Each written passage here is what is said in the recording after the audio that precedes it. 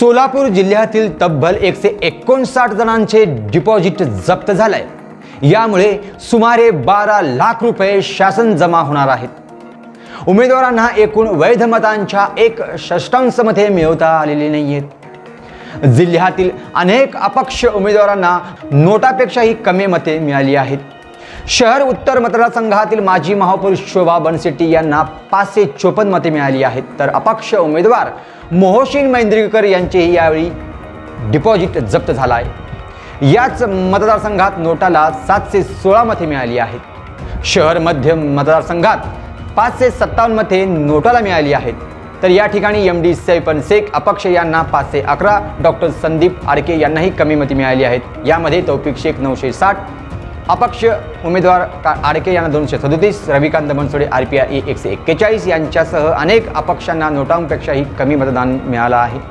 विधानसभा निवडणुकीच्या रिंगणात 184 उमेदवारांपैकी 159 जणांचे डिपॉझिट जप्त होणार असून यामध्ये शहर मध्य मतदारसंघातील काँग्रेसचे उमेदवार चेतन नरोटे, माकपचे उमेदवार नरसय्या आडम तसेच सोलापूर दक्षिण मतदारसंघामध्ये अपक्ष उमेदवार म्हणून धर्मराज काडादी, बाबा मिस्त्री, महादेव कोगनुरे, संतोष पवार, युवराज राठोड, तौफिक शेख, सोमेश वैद्य, सचिन सोनटक्के यांचाही यामध्ये समावेश आहे। विधानसभा निवडणुकीचा अर्ज दाखल करताना खुल्या वर्गातील उमेदवाराला 10,000 रुपये तर मागासवर्गीय उमेदवारांना 5,000 रुपयांची अनामत रक्कम भरणे आवश्यक होतं। एकूण वैध ठरलेल्या मतांचा 1/6 मते उमेदवारांना मिळणार नाहीत, त्यांची अनामत रक्कम जप्त केली जाते। मध्य मतदारसंघातील माकपचे उमेदवार नरसय्या आडम हे महाविकास आघाडीकडून इच्छुक होते। त्यांना अखेरपर्यंत महाविकास आघाडीची तिकीट काही मिळालं नाहीये। यामुळे ते माकप पक्षाच्या विळा हातोडा चिन्हावरून निवडणूक रिंगणात होते।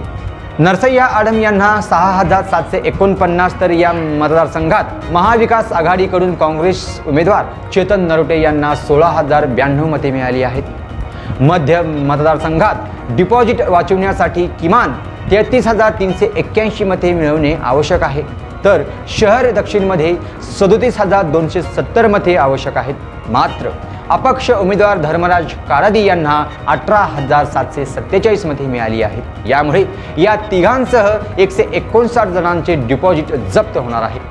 सोलापूर दक्षिण मतदारसंघात महाविकास आघाडीचे अधिकृत उमेदवार अमर पाटील हे शिवसेना उद्धव बाळासाहेब ठाकरे निवडणूक लढवित होते।